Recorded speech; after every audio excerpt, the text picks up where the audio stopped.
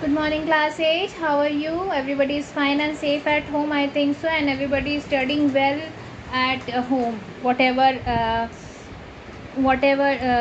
chapters has been taught to you, I think everybody is reading, revising all the chapters, and whatever assignments has been given to you, that also you are revising properly. If you are having any doubt, girls, I am always telling you that if you are having any doubt, you are free to ask anything to me.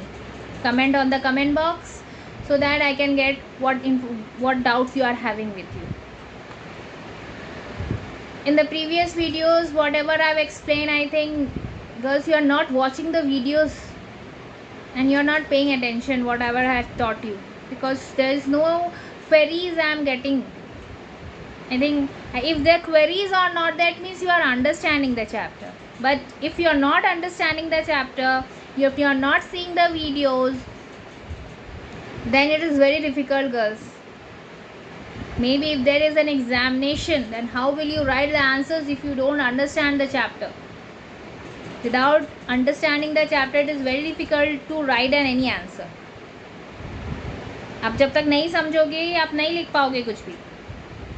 और I think so videos आप नहीं देख रहे हो. अगर देख भी रहे हो तो ध्यान से नहीं देख रहे हो. कैजुअली अब इस वीडियोस को देख रहे हो. कैजुअली वीडियोस को देखोगे तो आपको समझ में नहीं आएगा. आपको समझने के लिए उस वीडियो को ध्यान से देखना पड़ेगा. Getting my point, girls? So please concentrate on your studies, and whatever doubts are there, you clear out that doubts. Okay, so move back to our chapter.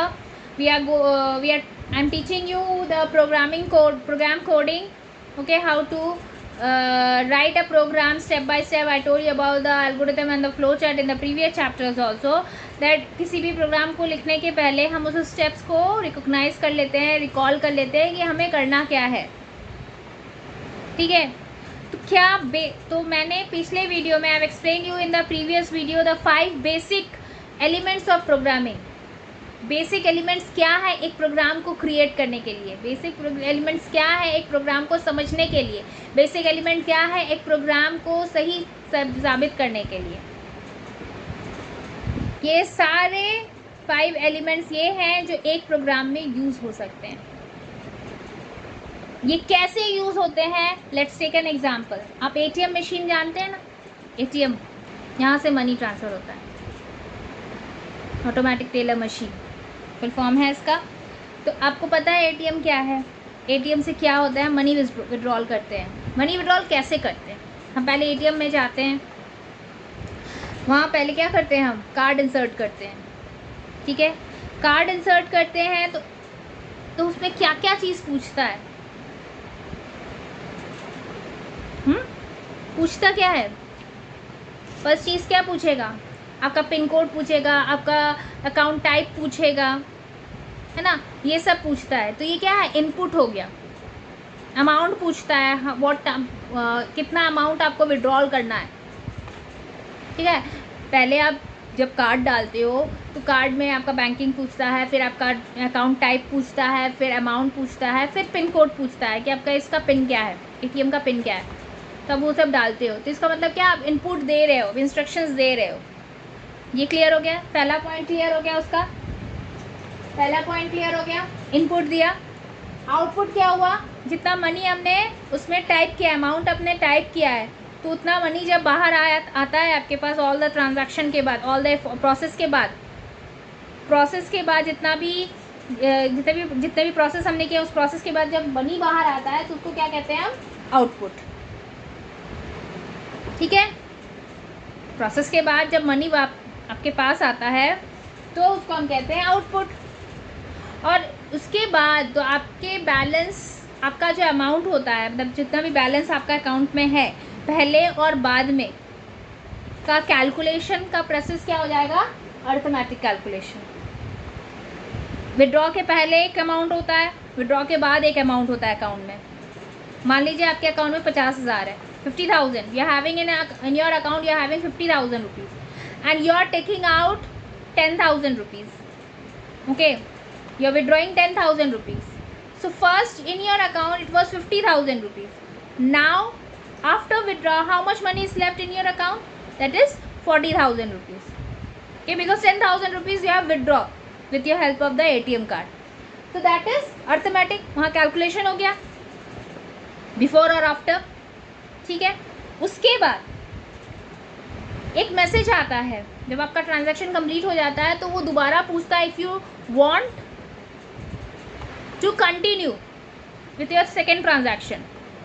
अगर आप यस बोलते हो तो वो प्रोसेस फिर से रिपीट होता है. तो ये क्या हो गया? लूपिंग. ठीक है, वो प्रोसेस फिर से रिपीट हो जाता है. अगर आप यस बोलते हो तो वो ट्रांजैक्शन फिर से होगा, तो ये प्रोसेस फिर से होगा, वही चीज़ आप फिर से दोहराओगे जो जो काम आप पहले किए हो. तो ये लूप हो गया, रिपीटिंग द स्टेप्स. ओके. और अगर आप नो करते हो तो आप उस प्रोसेस से बाहर आ जाते हो. तो ये क्या हो गया? Conditional statement. ठीक है, समझ में आया?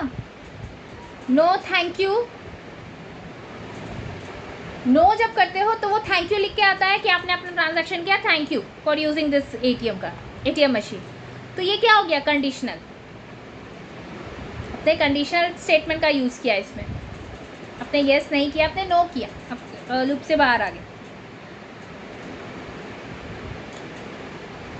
ठीक है, इसमें कंडीशन हो गया ना, हमने नो किया उसको. लूप रिपीट किया.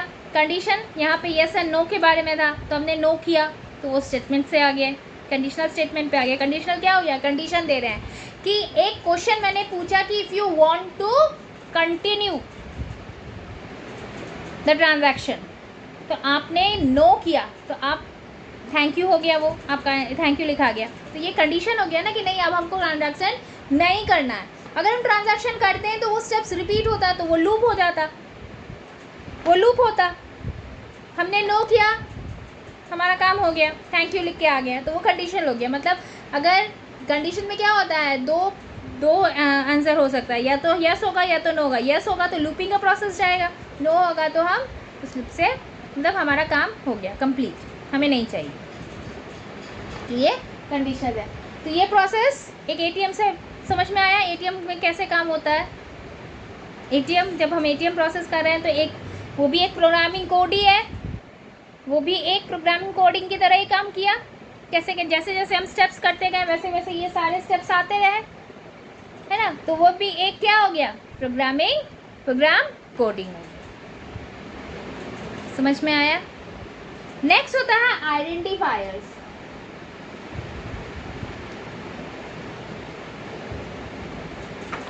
आइडेंटिफायर्स, किसी भी पर्सन के आइडेंटिफाई क्या होते हैं? नाम, नंबर, प्लेस. यस, अ पर्सन्स आइडेंटिफिकेशन कैसे होता है? With the name, with the place, with the things refers. Okay. Similarly, a program identifiers can nothing but simple names that refer specific entities. Entries जो कर रहे हैं हम, वो identifiers होते हैं. These entities can be anything like variable name, function name, कुछ भी हो सकता है. variable name हो सकता है, function name हो सकता है. हम जैसे जैसे प्रोग्राम कोडिंग करेंगे उस हिसाब से कौन सा वेरिएबल यूज़ होगा, कौन सा फंक्शन कोड यूज़ होगा, इसी से होता है आइडेंटिफाई. उसके लिए 4 पॉइंट्स आते हैं. Upper case, lower case, numbers और underscore.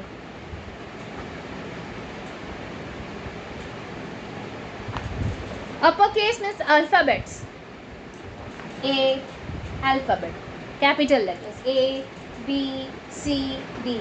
Lower case means small a, small b, small c, small d, small letters. Upper case and lower case. Numbers 1, 2, 3, 4, 5, जितने भी नंबर्स हम लोग ले रहे हैं. अंडरस्कोर, किसी भी चीज़ को लिखने से उसके बीच में जब हम ये डैश यूज़ करते हैं, कुछ लिख रहे हैं, जैसे हमने कोई लेटर लिखा A अंडरस्कोर A_40 ऐसे लिखा कि मैं अंडरस्कोर यूज़ किया। ठीक है, ये सब आइडेंटिफायर्स होते हैं। हम जब हम कैपिटल में लिखते हैं तो ये अपर केस इंडिकेट करता है, जब हम स्मॉल लेटर्स में लिखते हैं तो ये लोअर केस इंडिकेट कर रहा है, जब हम नंबर्स यूज़ कर रहे हैं तो ये नंबर इंडिकेट कर रहा है, जब हम इस साइन को यूज़ कर रहे हैं तो वो अंडरस्कोर यूज़ हो रहा है। तो ये आइडेंटिफायर्स हो गए। ठीक है,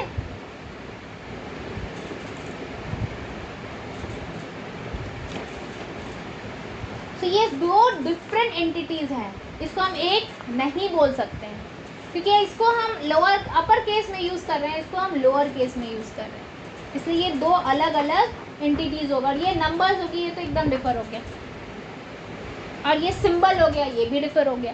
तो ये सारे अलग अलग डिफरेंट एंटिटीज होते हैं डिफरेंट प्रोग्रामिंग कोड करने के लिए, अलग अलग तरीके से कोडिंग करने के लिए अलग अलग आइडेंटिफिकेशंस की ज़रूरत पड़ती है। ठीक है, rules for naming and identity.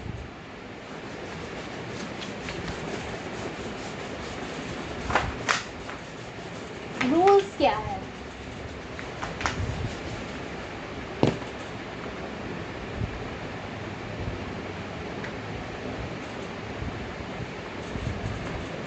Rules for naming and identifier. किसी भी आइडेंटिफायर को नाम देने के लिए क्या रूल होना चाहिए? पहला रूल है there is a difference between upper and lower case. Difference between upper and lower case, first है डिफरेंस।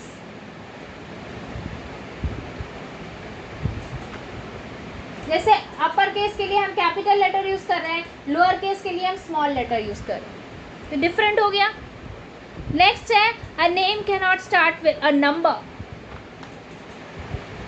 नंबर से name can not start with the number. कोई भी नाम एक नंबर से शुरू नहीं होता है। टू आरती ऐसे तो नहीं होता है, ऐसे तो हम लिखते नहीं है टू आरती, ऐसे लिखते हैं नहीं, हम सिर्फ आरती लिखते हैं, है ना। तो कोई भी नाम एक नंबर से शुरू नहीं करता है। No name start with a number. We never start a name with a number, we always start with a name with an alphabet. Okay, next है third point, only alphabetic character digits and underscore are permitted. Alphabet,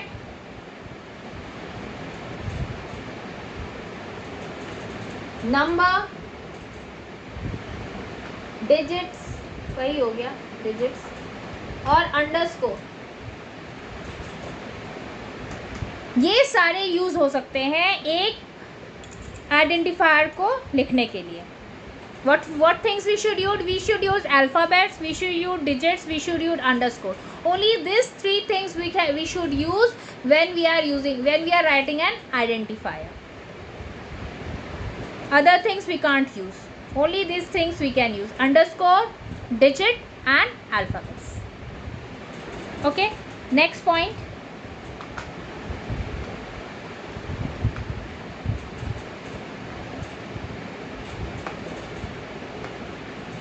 Other special characters are not allowed for naming a variable. Special characters